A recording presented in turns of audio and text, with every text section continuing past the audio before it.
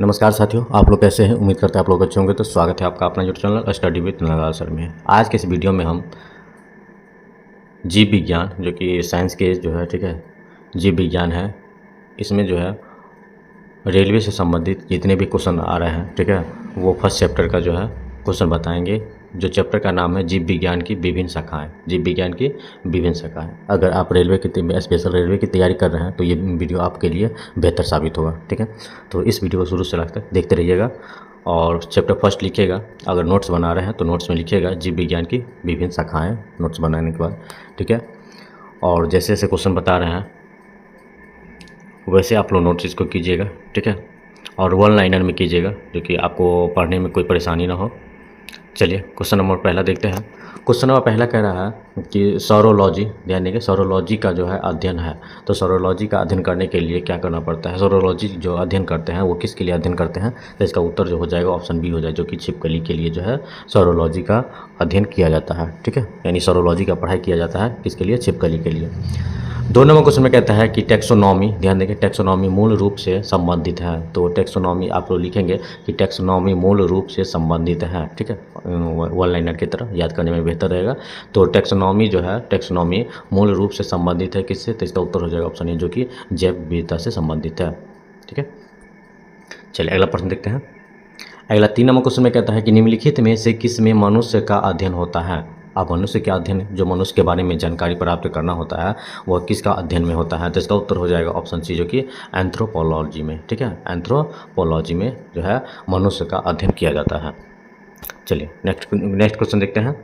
4 number question में कहता है कि सेरिकल्चर, ध्यान देंगे, सेरिकल्चर किससे संबंधित है। आप लोग इसको नोट करेंगे, काफ़ी इंपॉर्टेंट क्वेश्चन है, ठीक है। ये आरआरबी एनटीपीसी 2016 में क्वेश्चन पूछा हुआ था। तो सेरिकल्चर जो है वो किससे संबंधित है, तो इसका उत्तर हो जाएगा ऑप्शन सी, जो कि रेशम के कीड़ों का पालन करना ही सेरिकल्चर का पढ़ाई किया जाता है, ओके। चलिए अगला प्रश्न देखते हैं। 5 नंबर क्वेश्चन में कहता है कि परिस्थिति विज्ञान, इकोलॉजी, परिस्थिति विज्ञान जो होता है वो इकोलॉजी होता है, इसका किससे संबंध है, तो इसका उत्तर हो जाएगा ऑप्शन सी, जो कि शरीर संरचना और वातावरण से संबंधित है, ठीक है। शरीर की संरचना और वातावरण से संबंधित अगर जानकारी प्राप्त करना है उसके लिए क्या करना है, इकोलॉजी का पढ़ाई करना पड़ेगा, ओके। चलिए अगला प्रश्न देखते हैं। 6 नंबर क्वेश्चन में कहता है कि जीवित चीज़ों पर मृदा के प्रभाव का अध्ययन और मृदा विज्ञान किस शाखा के अंतर्गत किया जाता है, तो इसका उत्तर हो जाएगा ऑप्शन बी, जो कि एडाफोलॉजी के द्वारा किया जाता है। चलिए अगला क्वेश्चन देखते हैं। अगला 6 नंबर क्वेश्चन में जो कह रहा है कि जीवित चीज़ों पर मृदा के प्रभाव का अध्ययन, जीवित चीज़ों पर जो है मृदा के प्रभाव का अध्ययन मृदा विज्ञान किस शाखा के अंतर्गत किया जाता है। तो मृदा विज्ञान का जो अंतर्गत आता है वो कौन सा आता है, तो इसका उत्तर हो जाएगा ऑप्शन बी, जो कि एडाफोलॉजी आता है, एडाफोलॉजी आता है। चलिए अगला प्रश्न देखते हैं। 7 नंबर क्वेश्चन में कहता है पक्षियों के अध्ययन को क्या कहा जाता है। अगर पक्षी के बारे में अध्ययन करेंगे उस अध्ययन को हम क्या कहेंगे, तो इसका उत्तर हो जाएगा ऑप्शन बी, जो कि ऑर्निथोलॉजी कहा जाता है, ऑर्निथोलॉजी कहा जाता है, जो कि काफ़ी इंपॉर्टेंट क्वेश्चन है ये एनटीपीसी के लिए। 8 नंबर क्वेश्चन में कहता है कि बताना है कि लिखित दस्तावेज है, कौन सा लिखित दस्तावेज है जो एक मानव विज्ञानी संस्कृति का चित्रण दर्शाते अनुसंधान से तैयार करता है, ठीक है। कौन सा लिखित दस्तावेज है जो एक मानव विज्ञानी संस्कृति का चित्रण दर्शाते अनुसंधान से तैयार किया जाता है, तो इसका उत्तर हो जाएगा ऑप्शन ए, जो कि एथनोग्राफी के द्वारा किया जाता है, ठीक है। एथनोग्राफी का हम पढ़ाई करेंगे तो क्या करेंगे कि लिखित दस्तावेज तैयार करेंगे मानव विज्ञानी संस्कृति के लिए। चलिए अगला प्रश्न देख रहे हैं। अगला क्वेश्चन क्या कह रहा है, 9 नंबर।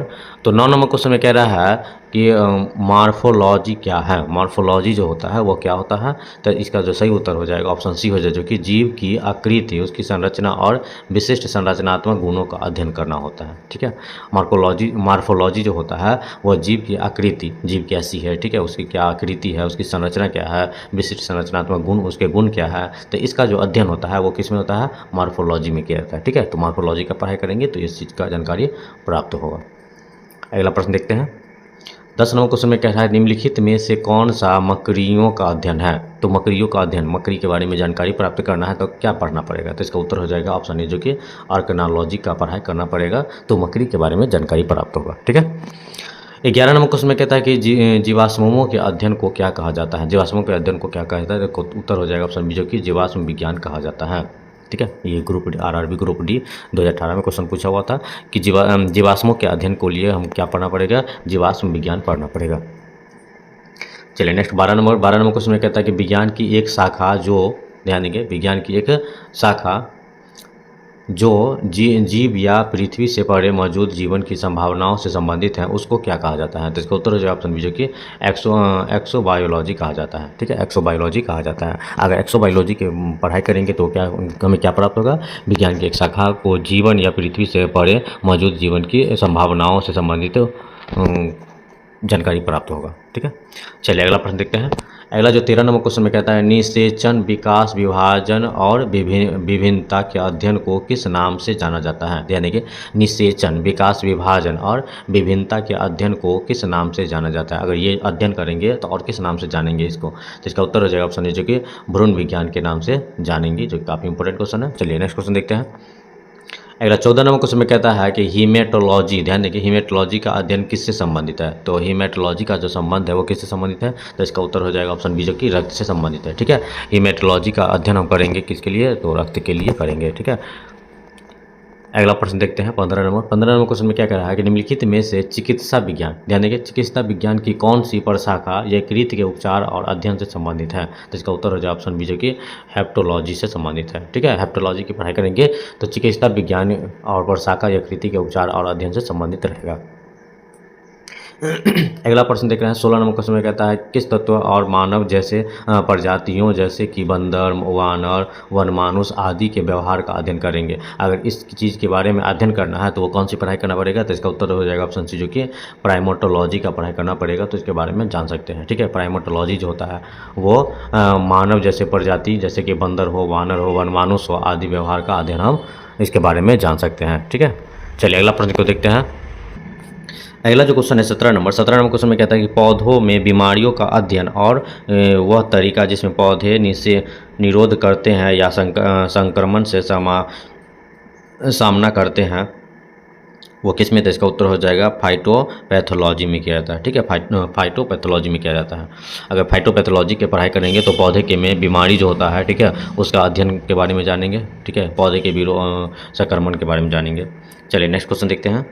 अगला जो प्रश्न है 18वां क्वेश्चन में कहता है जीवों के वर्गीकरण से संबंधित जीव विज्ञान की शाखाओं को क्या कहते हैं? जीवों के वर्गीकरण से संबंधित, जीवों का जो वर्गीकरण होता है उससे संबंधित जीव विज्ञान की शाखाओं को हम क्या कहेंगे? तो इसका उत्तर हो जाएगा ऑप्शन जो कि वर्गीकरण विज्ञान कहेंगे। अगला प्रश्न है 18 नंबर क्वेश्चन में कहता है जंतु विज्ञान की किस शाखा का मानव जाति के समाज शास्त्र के अध्ययन से गहरा संबंध है? तो इसका उत्तर हो जाएगा ऑप्शन डी जो कि एंथ्रोपोलॉजी है। ठीक है, एंथ्रोपोलॉजी से। 20 नंबर क्वेश्चन में कहता है जंतु विज्ञान किसका अध्ययन है? जंतु विज्ञान का जो हम किसका अध्ययन है? इसका उत्तर हो जाएगा ऑप्शन डी जो कि जानवरों का। ठीक है, जंतु विज्ञान में क्या आता है? जानवरों के बारे में जानकारी प्राप्त कर सकते हैं। चलिए अगला प्रश्न देखते हैं। 21 नंबर क्वेश्चन में कह रहा है, ध्यान देंगे, 21 नंबर क्वेश्चन कह रहा है कि निम्नलिखित में से शरीर विज्ञान एवं चिकित्सा की वह कौन सी शाखाएं हैं जो पुरुषों के विशिष्ट रोगों एवं स्थितियों से संबंधित हैं? ध्यान देंगे, क्या कह रहा है क्वेश्चन कि शरीर विज्ञान क्या है? शरीर विज्ञान एवं चिकित्सा की वह कौन सी शाखाएं हैं जो पुरुषों के विशिष्ट रोगों एवं स्थितियों से संबंधित है? तो पुरुष में जो विशिष्ट रोग होते हैं या स्थिति से संबंधित होते हैं, इससे संबंधित होते हैं, वो किस में होता है? तो इसका उत्तर ऑप्शन है जो कि एंड्रोलॉजी में होता है। ठीक है, एंड्रोलॉजी के बारे में पढ़ाई करेंगे तो क्या होगा? हमको शरीर विज्ञान के बारे में जानकारी प्राप्त होगा। चलिए अगला 22 नंबर क्वेश्चन में कह रहा है, 22 नंबर क्वेश्चन कह रहा है कि ओनेरियोलॉजी जो होता है वो किसका अध्ययन है? तो इसका उत्तर ऑप्शन बी जो कि सपने का। ठीक है, हम लोग जो सपना देखते हैं, ठीक है, वो कैसे पता चलता है? तो ओनेरियोलॉजी के जो का अध्ययन जो करेंगे तो हमको सपने के बारे में पता चलेगा कि आखिर क्यों होता है। चलिए 23 नंबर क्वेश्चन में कहता है कि प्राचीन काल के जानवरों, पौधों एवं अन्य जीवों के संरक्षित अवशेषों या चिन्हों के अध्ययन का विज्ञान कहलाता है। ये भी प्रश्न है। ठीक है, तो कौन सा? तो इसका उत्तर ऑप्शन सी जो कि जीवाश्म विज्ञान, जिसको हम पैलियोटोलॉजी कहते हैं। ठीक है, इसके बारे में अगर इसके बारे में पढ़ेंगे तो हमको क्या प्राप्त होगा? प्राचीन काल के जानवरों जो कि पहले वाले जो 1000-2000 साल पहले जो जानवर का जो अथी हुआ था, ठीक है, तो उस जानवर, पौधे एवं अन्य जीवों के संरक्षित अवशेषों के एवं चिन्हों का अध्ययन कर सकते हैं। ठीक है, अगला प्रश्न को देखते हैं। अगला जो प्रश्न है याद रखेंगे, अगला प्रश्न कह रहा है कि बायोसिस्टमैटिक का उद्देश्य क्या है? बायोसिस्टमैटिक का उद्देश्य आखिर है क्या? तो इसका उत्तर हो जाए ऑप्शन डी जो कि अध्ययन के सभी क्षेत्रों से विभिन्न की समग्रता पर उनके विकासवादी इतिहास और उनके फाइलोजेनी की स्थापना आधार पर जीवों का वर्गीकरण किया जाता है। चलिए नेक्स्ट क्वेश्चन देखते हैं। अगला जो क्वेश्चन है 25 नंबर, ध्यान देंगे। 25 नंबर क्वेश्चन में कहता है कि एंटोमोलॉजी में किसका अध्ययन किया जाता है। तो एंटोमोलॉजी का अध्ययन अगर करेंगे तो वो हमें क्या चीज़ प्राप्त होगा, तो कीटों से संबंधित प्राप्त होगा। ठीक है, एंटोमोलॉजी की पढ़ाई करेंगे तो हमको किसके बारे में पढ़ना पड़ेगा, कीटों के बारे में पढ़ना पड़ेगा। ठीक है, अगला प्रश्न 26 नंबर क्वेश्चन में कह रहा है कि टॉक्सिकोलॉजी जो है किसका अध्ययन है। तो टॉक्सिकोलॉजी का जो अध्ययन करेंगे तो हमको क्या प्राप्त होगा, तो इसके बारे में हम ऑप्शन डी बी आंसर हो जाएगा, जहर के बारे में प्राप्त कर सकते हैं। ठीक है, टॉक्सिकोलॉजी जो होता है, टॉक्सिकोलॉजी का पढ़ाई अगर करेंगे तो हम जहर के बारे में प्राप्त कर सकते हैं जानकारी। ठीक है, अगला 27 नंबर क्वेश्चन देखेंगे। 27 नंबर क्वेश्चन में क्या कह रहा है कि पादप विज्ञान में किसका अध्ययन किया जाता है। पादप विज्ञान में जो है वो किसका अध्ययन किया जाता है, तो इसका उत्तर हो जाएगा ऑप्शन बी, जो कि पौधों का अध्ययन किया जाता है। ठीक है, पादप विज्ञान की पढ़ाई करेंगे तो हमको पौधे के बारे में जानकारी प्राप्त होगा, जो कि इंपॉर्टेंट क्वेश्चन है। अगला जो प्रश्न है 28 नंबर क्वेश्चन में कह रहा है कि रेशम के कीड़े का पालन का कहलाता है। तो रेशम के कीड़े का जो पालन करेंगे तो किस में करेंगे, तो इसका उत्तर हो जाएगा ऑप्शन डी, जो कि सेरिकल्चर में कर सकते हैं। ठीक है, सेरिकल्चर की पढ़ाई करेंगे तो हम रेशम के कीड़े पाल सकते हैं कि कैसे पाला जाता है। अगला 29 नंबर क्वेश्चन में कहता है कि ऑन्कोलॉजी, ठीक है, ऑन्कोलॉजी किस बीमारी के उपचार से जुड़ा हुआ है। तो ऑन्कोलॉजी के बारे में पढ़ेंगे तो हमको क्या प्राप्त होगा, इसका सही उत्तर हो जाएगा ऑप्शन सी, जो कि कैंसर के बारे में प्राप्त होगा। ठीक है, ऑन्कोलॉजी की पढ़ाई करेंगे तो हम कैंसर के बारे में जानकारी प्राप्त कर सकते हैं, जो कि इंपॉर्टेंट क्वेश्चन है। अगला प्रश्न देखते हैं 30 नंबर क्वेश्चन में कहता है कि एपीकल्चर किससे संबंधित है। एपीकल्चर जो है वो किससे संबंधित है, तो इसका उत्तर हो जाएगा ऑप्शन ए, जो कि मधुमक्खी से संबंधित है। ठीक है, एपीकल्चर की पढ़ाई करेंगे तो हम मधुमक्खी के बारे में जान सकते हैं, ये ऐसा एक क्वेश्चन है ये। ठीक है, 31 नंबर क्वेश्चन में कह रहा है, ध्यान देंगे, 31 नंबर क्वेश्चन में कहता है कि कवक विज्ञान क्या है। कवक विज्ञान जो है वो क्या है, तो इसका उत्तर हो जाएगा ऑप्शन बी, जो कि कुकुरमुत्ता का अध्ययन कर सकते हैं। ठीक है, कुकुरमुत्ता का जो अध्ययन करना कवक विज्ञान कहलाता है। चलिए नेक्स्ट क्वेश्चन देखते हैं। अगला जो प्रश्न है याद रखेंगे, 32 नंबर क्वेश्चन में कह रहा है कि शैवालों के अध्ययन से जुड़ी वनस्पति शाखा का नाम है। तो शैवालों के अध्ययन से जुड़ी वनस्पति शाखा का जो नाम होता है वो क्या है, तो इसका उत्तर ऑप्शन बी, जो कि फाइकोलॉजी कहा जाता है। ठीक है, उसको फाइकोलॉजी कहते हैं। अगला प्रश्न देख रहे हैं 33 नंबर क्वेश्चन में कहता है कि माइकोलॉजी किसके अध्ययन से संबंधित है। तो माइकोलॉजी जो है किससे संबंधित है, इसका उत्तर हो जाएगा ऑप्शन बी, जो कि कवक के संबंधित है। अगला जो प्रश्न है 34 नंबर क्वेश्चन में कहता है जानवरों के उनके पर्यावरण के साथ संबंधों के अध्ययन को क्या कहा जाता है। तो इसका उत्तर ऑप्शन डी, जो कि इकोलॉजी कहा जाता है। अगला प्रश्न 35 नंबर क्वेश्चन में कह रहा है कि विभिन्न प्रकार के ऊतकों के अध्ययन को क्या कहा जाता है। तो इसका उत्तर ऑप्शन डी, जो कि ऊतक विज्ञान कहते हैं।